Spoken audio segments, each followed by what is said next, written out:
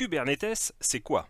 Cette semaine, encore une vidéo sur Docker. Salut, je suis Thierry de l'informatique sans complexe et ensemble, nous allons voir comment Docker peut être utilisé en production. Mais tout d'abord, si tu aimes mes vidéos, n'oublie pas de t'abonner et d'activer les notifications. Et regarde dans les commentaires, tu trouveras un lien pour recevoir gratuitement mon premier module de formation sur le cloud computing.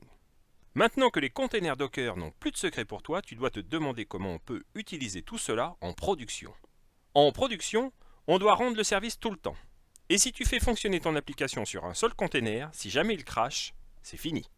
La réponse la plus commune à cette problématique, c'est Kubernetes. C'est un système qui permet d'automatiser l'utilisation des containers d'application sur des clusters de serveurs. Pour faire plus simple, c'est un système qui va faire en sorte que le service que tu veux rendre avec tes containers soit toujours disponible et qu'il y ait assez de puissance pour que ça ne rame pas.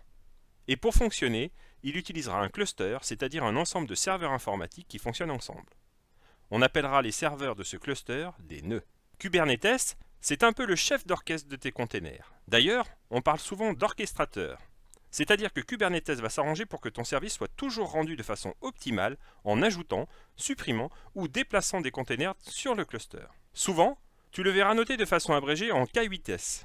On l'appelle comme ça simplement parce qu'il y a 8 lettres entre le K et le S de Kubernetes. Au départ, Kubernetes a été créé par Google, qui l'a offert à la communauté open source. Premier élément de Kubernetes, les pods. Un pod, c'est l'environnement dans lequel vont fonctionner les containers. C'est la plus petite entité qui est gérée par Kubernetes. C'est le pod qui garantit le bon fonctionnement des containers en gérant leur cycle de vie. Par exemple, si l'un de tes containers s'arrête soudainement de fonctionner, peu importe la raison, le pod va en lancer un nouveau et ton service est ainsi maintenu. Dans un pod, tu peux faire fonctionner plusieurs containers. Mais dans ce cas, ces containers partagent les ressources du pod comme les volumes ou le réseau. La plupart du temps, on ne fera fonctionner qu'un seul container par pod. En production, il est souvent intéressant de faire fonctionner plusieurs fois la même application en parallèle pour assurer que le service est toujours disponible. Dans Kubernetes, ce sont les réplicasets qui vont se charger de cela. Leur but est de garantir à tout moment le fonctionnement correct du nombre de pods demandés. Imaginons par exemple que tu demandes à ce qu'il y ait 3 pods qui fonctionnent en permanence sur un cluster de 4 nœuds. Si un des nœuds du cluster crash, le pod qui fonctionne dessus n'est plus disponible. Il n'y a donc plus que 2 pods qui fonctionnent. Le réplicaset va alors lancer un nouveau pod sur un autre nœud et tu auras donc toujours 3 pods qui fonctionnent en permanence pour que ton service soit rendu de façon optimale. Pour pouvoir accéder aux containers, Kubernetes utilise des services. Dans Kubernetes, un service est un point d'entrée unique. Et oui, quand l'utilisateur veut se connecter à ton service, il ne sait pas quel pod choisir.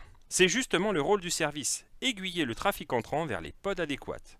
Et s'il y a beaucoup de demandes, c'est aussi lui qui va répartir la charge entre les différents pods du réplicaset. Et ça, c'est totalement transparent pour les clients qui se connectent à ton service. En résumé, ce n'est pas compliqué. Si tu as une application qui fonctionne en container et qui peut facilement être mise en cluster, tu vas commencer par définir un pod qui donnera le cycle de vie de ton container. Puis ensuite, tu vas définir un réplicaset qui indiquera combien de pods tu souhaites faire fonctionner en permanence. Tu vas alors définir le service pour créer un point d'accès unique à ton service. Et tes utilisateurs vont pouvoir accéder à ton service hautement disponible. Et si tu veux pouvoir facilement déployer tout ça et mettre à jour ton infrastructure, tu utiliseras les deployments qui permettent d'automatiser la création et la mise à jour.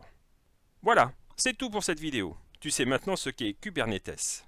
N'hésite pas à me faire tes retours dans les commentaires et à très vite pour une nouvelle vidéo sur une question informatique en moins de 3 minutes.